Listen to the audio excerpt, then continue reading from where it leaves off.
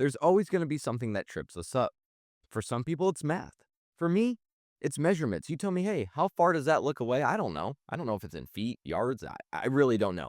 But one thing I do know is when you start incorporating cap space and the trade scene in the NFL and you just put it together, it does get really confusing for some people. And if that's you, well, man, am I glad that you have stumbled onto this podcast episode today. Welcome in, everyone, to Cheifs Latest. I am your host, Calvin Silvers. This is your one-stop spot for everything Kansas City Chiefs, usually in 15 minutes or less. Well, happy Thursday. As I mentioned, we are going to break down what the trade landscape looks like right now for the Kansas City Chiefs and what are some assets that the Chiefs could give other teams. Well, before we dive into any of that, I need you guys to do me a huge favor.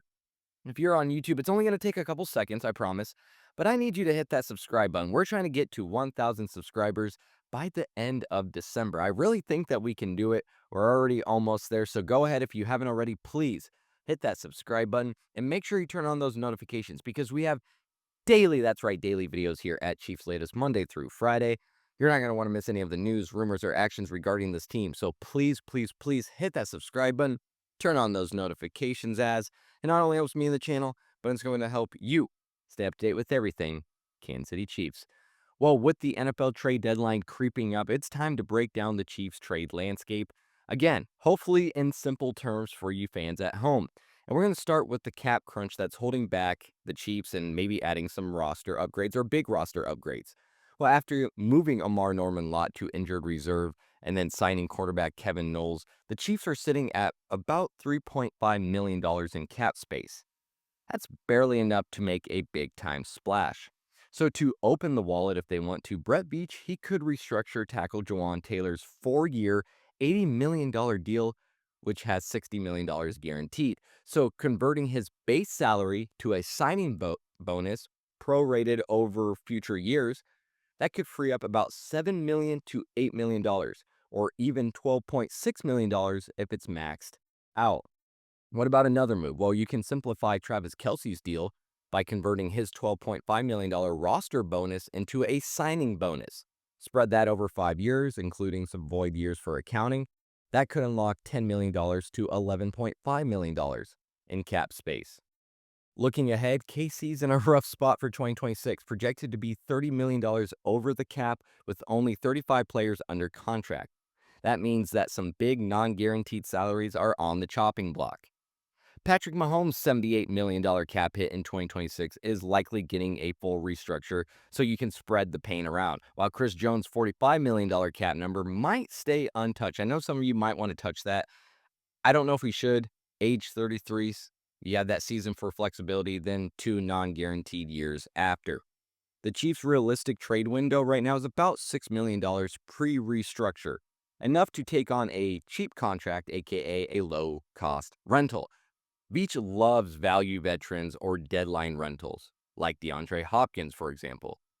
He doesn't really go for the more splashier trades. So restructuring Jawan Taylor, Travis Kelce deals, it could push $17 million to $24 million in cap space, but it kicks money to 2026 when the cap's already tight. So in my book, the Chiefs' tight cap means that Veach is playing chess here. He's not playing checkers. Expect budget-friendly rentals to boost the pass rush without mortgaging the future year. But let's go ahead and talk about some trade pieces that the Chiefs could give other teams. And with a stacked secondary, cornerback Christian Fulton.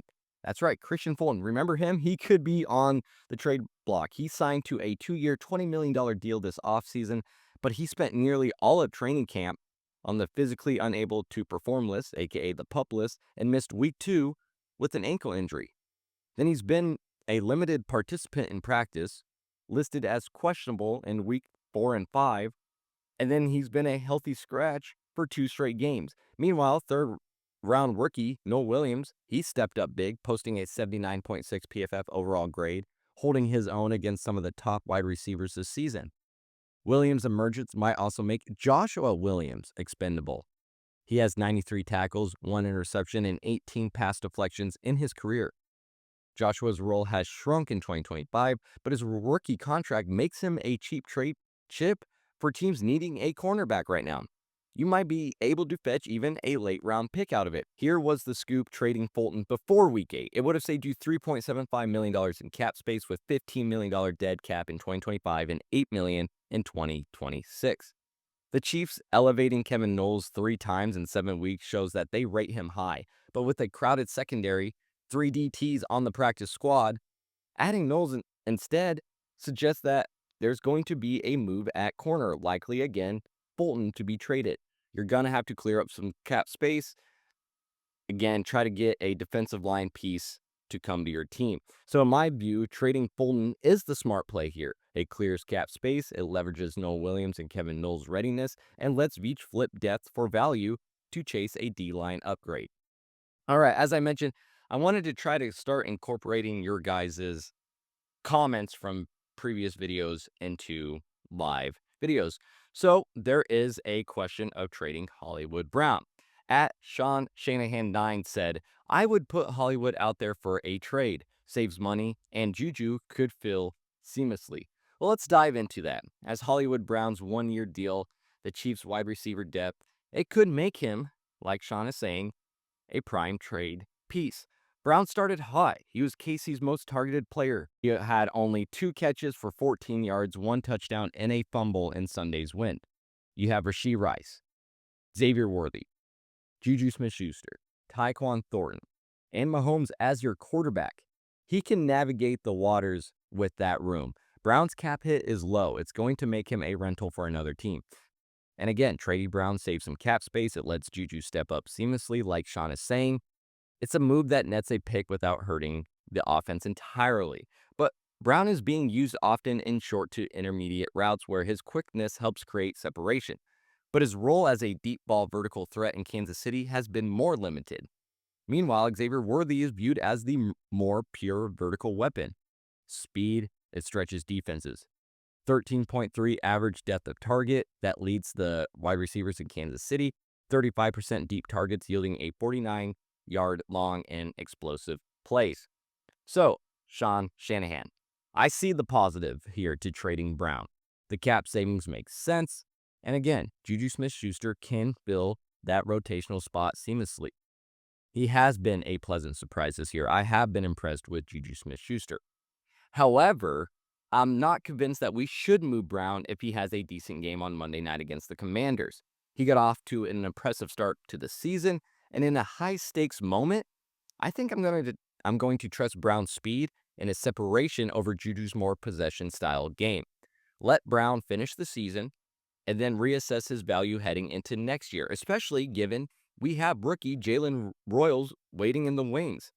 He drew Rashee Rice comparisons with his college productions. He still could be something. So if Brown posts another quiet night on Monday, then sure, it might be time to pull the trigger. Because it could show that Mahomes can roll on without him dominating the touches. But hey, I'm not done. I do love the comments, and I'm not done with the comments quite yet. We're going to wrap up with a fan's idea as Andre Davis said, we need a 3-tech defensive tackle that's not on the back end of his career. That's why Payne is out. See Daron Payne from the Commanders. All right, let's go ahead and look at Daron Payne. He's been reliable in his career, and this season he's racking up 26 total tackles, 15 pressures, and 2 sacks, making him a great 3-tech anchor who's elite at both stopping the run and pressuring the quarterbacks. The Chiefs' defense ranks 15th in run defense, allowing 105.7 yards per game, but sits tied at 14th in sacks with just 15 total on the year. We're screaming for a versatile young 3-tech to rotate with Chris Jones. Payne's playstyle, explosive power, elite contact balance, gap shooting ability, makes him a menace in the trenches, easing Jones's brutal 80-plus snap count from earlier this season. He can't be doing that at his age. But at 28, Payne's a multi-year fit, unlike, again, older targets that we've talked about like Calais Campbell, who's pushing 39. His youth adds longevity to a D-line leaning on aging vets. Here's the catch, though. Trading for Payne means taking on a $9 million to $10 million prorated over the remaining 10 games.